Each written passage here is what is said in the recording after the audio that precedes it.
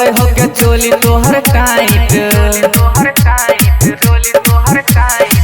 देखे में लगे हो के चोली तोहर टाइट, देखे में लगे हो के चोली तोहर टाइट। हमर दिल करो धुक धुक गे हे गे तोरा देख क छौरा सब गे घोप घोप घोप घोप घोप करतो घोप घोप गे, करतो घोप घोप गे, करतो घोप घोप गे, करतो घोप घोप गे। देखे में लगे हो के चोली तोहर टाइट, देखे में लगे हो के चोली तोहर टाइट, देखे में लगे हो के चोली तोहर टाइट, देखे में लगे हो के चोली तोहर टाइट। हमर दिल करो धुक धुक गे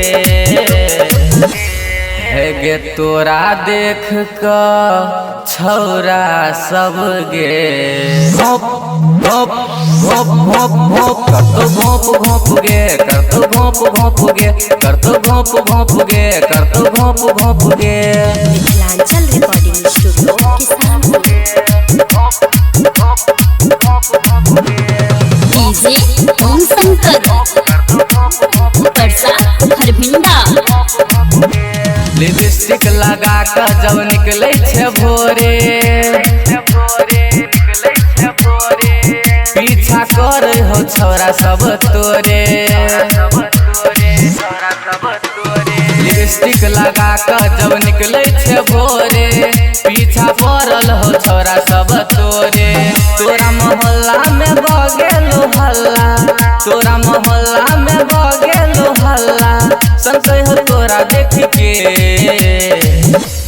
हे गे तोरा देख क छौरा सब गे घोप घोप घोप घोप घोप करतो घोप घोप गे, करतो घोप घोप गे, करतो घोप घोप गे, करतो घोप घोप गे।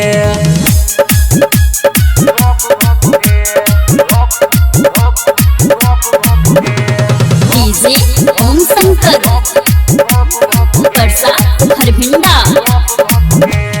वीरेंद्र बाजार में नहीं घूमी है अकेले,